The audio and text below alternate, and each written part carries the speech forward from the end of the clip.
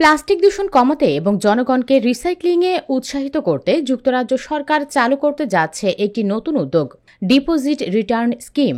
এই স্কিম অনুযায়ী সাধারণ মানুষ ব্যবহৃত পানীয়র প্লাস্টিক বোতল ও ধাতব ক্যান স্থানীয় সুপারমার্কেটে গিয়ে ফেরত দিলে পাবেন নির্দিষ্ট পরিমাণ নগদ অর্থ।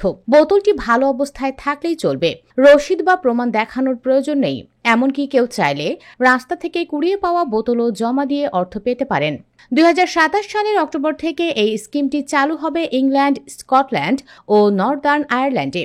এই তিন দেশের সম্মিলিত জনসংখ্যা প্রায় 6.5 কোটি। স্কিমটির আওতায় 150 মিলিলিটার থেকে 3 লিটার পর্যন্ত সাইজের যে কোনো একবার ব্যবহারযোগ্য প্লাস্টিক ও ধাতব পানীয় পাত্র অন্তর্ভুক্ত হবে।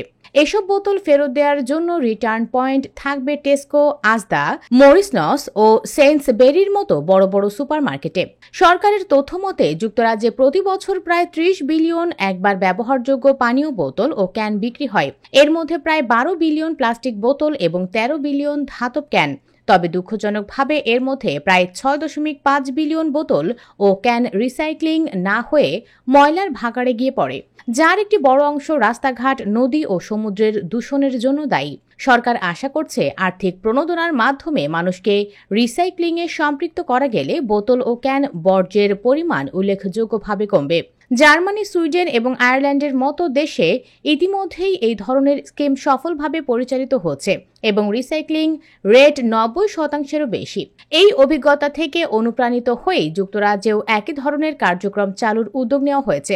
পরিবেশ, খাদ্য ও গ্রামীণ বিষয়ক বিভাগ এক বিবৃতিতে জানায়, এটি একটি সাধারণ ও কার্যকর উপায় যা নাগরিকদের পরিবেশ রক্ষায় সরাসরি ভূমিকা নিতে উৎসাহিত করবে। রসিদ ছাড়াই যে কেউ বোতল বা ক্যান জমা দিতে পারবে এবং নগদ অর্থ বা ভাউচার পাবে। তারা আরও বলেন, এই ছোট উদ্যোগটি আমাদের কমিউনিটিকে পরিষ্কার রাখবে এবং প্লাস্টিক দূষণ কমাতে বড় অবদান রাখবে। সার্কুলার ইকোনমি বিষয়ক মন্ত্রী মেরি ক্রি বলেন, এই সরকার থ্রো অ্যাওয়ে সমাজের অবসান চায়। বোতল ক্যানের বিশাল ঢেউ আমাদের রাস্তাঘাট, নদী ও সাগরকে দূষিত করে তুলছে। এই স্কিম শুধু পরিবেশ নয়, অর্থনীতিতেও ইতিবাচক পরিবর্তন আনবে। এটি আমাদের প্ল্যান ফর চেঞ্জের একটি গুরুত্বপূর্ণ ধাপ, যা নতুন সবুজ কর্মসংস্থান, শক্তিশালী সাপ্লাই চেইন এবং পরিচ্ছন্ন প্রবৃদ্ধি নিশ্চিত করবে।